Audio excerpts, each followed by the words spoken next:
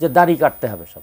তখন ফরাসিদের সেরকম কথা ছিল, হায় রে তাহলে পুরুষদের সবচেয়ে বড় সৌর্য ছিল দাড়ি, সেটাই তোমরা কেটে ফেললে। নির্লজ্জ বা নির্মম বহিঃপ্রকাশ হচ্ছে অন্যের অধিকারের উপর হস্তক্ষেপ করা। এই ক্ষেত্রে তারা সংবিধানটা বন্ধ করে রেখেছেন। আমাদের সংবিধানের ৩১ নম্বর অনুচ্ছেদে বলা হয়েছে যে প্রত্যেক নাগরিকের আইনের আশ্রয় এবং মর্যাদার সঙ্গে জীবনযাপনের অধিকার রয়েছে। ৩২ নম্বর অনুচ্ছেদে বলা হয়েছে যে জীবন ও ব্যক্তি স্বাধীনতার নিশ্চয়তা দেওয়া হয়েছে সেখানে। ৩৫ নম্বর অনুচ্ছেদ বলেছে যে কোনো নিষ্ঠুর, অমানবিক বা অবমাননাকর আচরণ নিষিদ্ধ। এত কিছুর পরও এই যে ঘটনাগুলো ঘটছে, তার ব্যাপারে রাষ্ট্র আসলে কি ব্যবস্থা নিচ্ছে, কি ব্যবস্থাটা আসলে নেওয়া উচিত ছিল? এরপর আমরা একটু ধর্মের বিষয়টাতে আসবো। ধন্যবাদ। যখন আমরা রাষ্ট্র কথাটা বলি তখন তার সঙ্গে এই প্রশ্নটা ওতপ্রোতভাবে যুক্ত হয়ে যায় রাজনীতি। কারণ রাষ্ট্র কিন্তু একটা আধুনিক সংস্করণ সমাজের।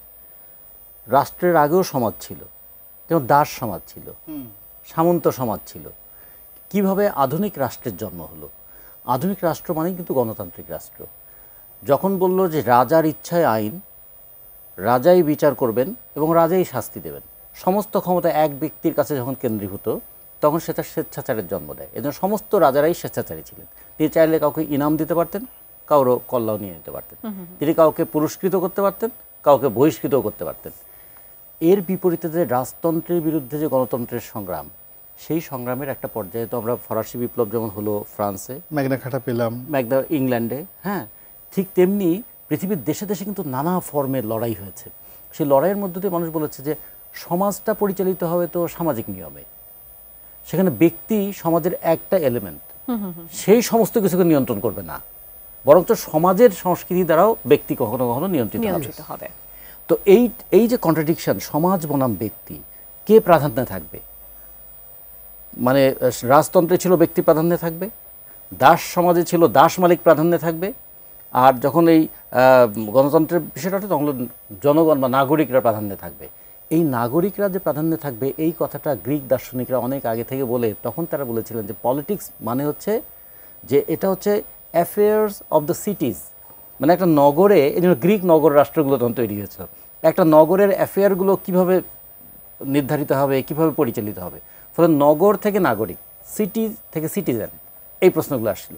ফলে আমরা যখন রাইটসের কথা বলছি তখন citizens right, declaration of human rights, এই প্রশ্নগুলো আছে আমাদের সংবিধানের সঙ্গে কিন্তু ওতপ্রোতভাবে যুক্ত, সেই 1000 বছর ধরে। হ্যাঁ, এবং সর্বশেষ 1948 সালে যে ফিলাডেলফিয়া কনভেনশন যেটা হয়, সেখানে যে হিউম্যান রাইটসের ক্ষেত্রে তারা কি বলে, এবং তারপরে আমরা 71 সালে আমাদের মুক্তিযুদ্ধের মধ্যেও কিন্তু সেই সমস্ত দিনের সংগ্রামগুলো সন্নিবেশিত আছে। আমরা ওই 1789 সালে ফরাসি বিপ্লবের সময় সাম্যের কথা আসলো না, সাম্য, মৈত্রী, ভ্রাতৃত্ব, আমাদের 71-এর মুক্তিযুদ্ধের সময় কিন্তু সাম্য কথাটা চলে আসছে।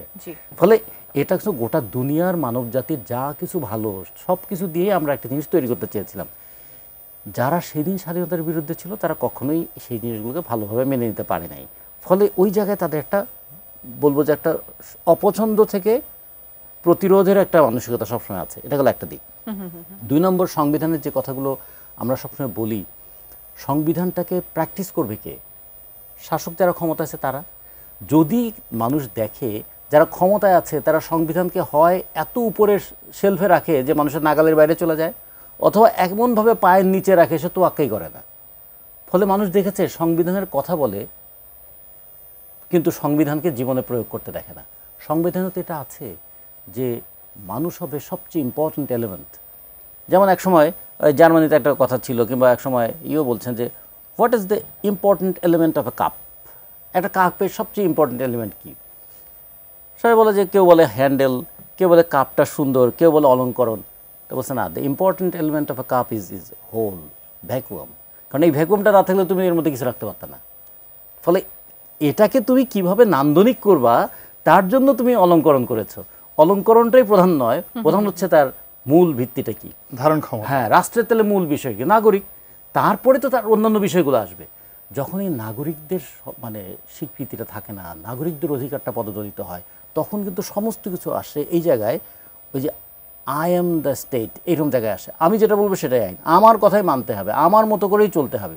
এবং সেই ক্ষেত্রে কখনো কখনো আবেগটা মানুষকে বিভ্রান্ত করে। সে আবেগটা কী হতে পারে? উগ্র জাতীয়তাবাদী আবেগ, যে আমরা ছাড়া বাকি সব শেষ, জার্মানিতে যেটা বলেছিল যে জার্মান ছাড়া বাকি সবাই অধস্তন, ধর্মীয় আবেগ, সেটা কখনো আমাদের ধর্ম ছাড়া, আমার ধর্ম ছাড়া বাকি সব ধর্মকে আমি বাতিল করে দিচ্ছি, অথবা কখনো কখনো আঞ্চলিকতার আবেগ, আমার অঞ্চলের মানুষই শ্রেষ্ঠ বাকি সব। আর সবচেয়ে বড় বিষয় যেটা আছে, যেটা এসেছিল এক সময়, যে মানব জাতির শুরু থেকে নারী পুরুষ মিলেই তো মানব জাতি, কিন্তু পুরুষ শ্রেষ্ঠ এই ধারণাটা মাথায় নিয়ে এসে কতভাবে অবদমিত করা যায় নারী, সেটা ছিল।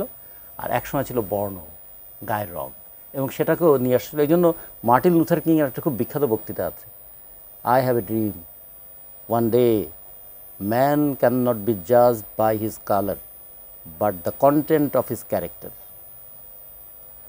তাহলে সেই সময় কিন্তু এই প্রশ্নগুলো ছিল। আমরা এখন মানুষকে কী দিয়ে যাচাই করব?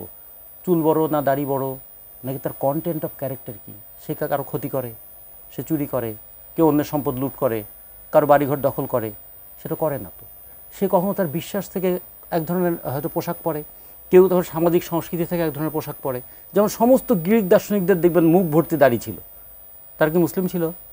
ছিল না। ইউরোপে যখন প্রবল মানে আধুনিকতার জোয়ার, তখন এক সময় আসলো কি যে দাড়ি কাটতে হবে সব। তখন ফরাসিদের সেরকম কথা ছিল, হায় রে, তাহলে পুরুষদের সবচেয়ে বড় সৌর্য ছিল দাড়ি, সেটাই তোমরা কেটে ফেললে।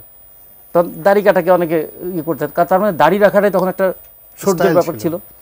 আচ্ছা, ফলে দাড়ি কিংবা চুল বড় কিংবা পোশাক, এইটা দিয়ে মানুষকে বিবেচনা করা হবে না, এটাই তো ছিল গণতান্ত্রিক সংস্কৃতি।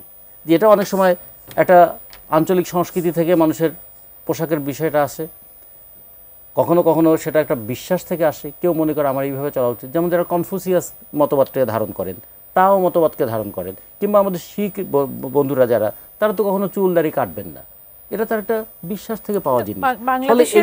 বাংলাদেশের জন্ম, সেখানেও তো মানে এই বিষয়টি ছিল, তাই না? আমি বলছি যে যদি আমি মানে পলিটিক্স নিয়ে ভাবি, তাহলে তো আমার গোটা পৃথিবীটা ভাবতে হবে যে কিভাবে এসেছে এইটা। হ্যাঁ, এখন আমরা যদি কোনো কিছু বাইরের কিছু গ্রহণ করবো এরকম বলি,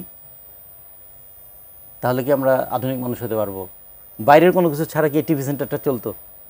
কিংবা বাইরের কোনো কিছু ছাড়া কি আমাদের জীবনটা চলবে? তাহলে আমি জীবনযাপনের প্রয়োজনে সব বাইরের জিনিস নেব, কিন্তু আমার নতুন কোনো চিন্তাকে এখানে ঢুকতে দেবো না। এটাও কিন্তু একটা চিন্তার বদ্ধতা তৈরি করে। ফলে এই চিন্তার বদ্ধতাকে যারা সুবিধার হাতিয়ারে পরিণত করে, তারা কখনো কখনো অন্য চিন্তাকে, ভিন্ন চিন্তাকে সহ্য করতে পারে না। এই ভিন্ন চিন্তাকে সহ্য করতে না পারার সবচেয়ে বলবো নির্লজ্জ বা নির্মম বহিঃপ্রকাশ হচ্ছে অন্যের অধিকারের উপর হস্তক্ষেপ করা। ফলে সেটাই আমরা এখন দেখছি, সেটাই আমরা হতেও দিচ্ছি। এবং দিচ্ছি যে যারা সংবিধানের কথা বলছেন, এই ক্ষেত্রে তারা সংবিধানটা বন্ধ করে রেখেছেন।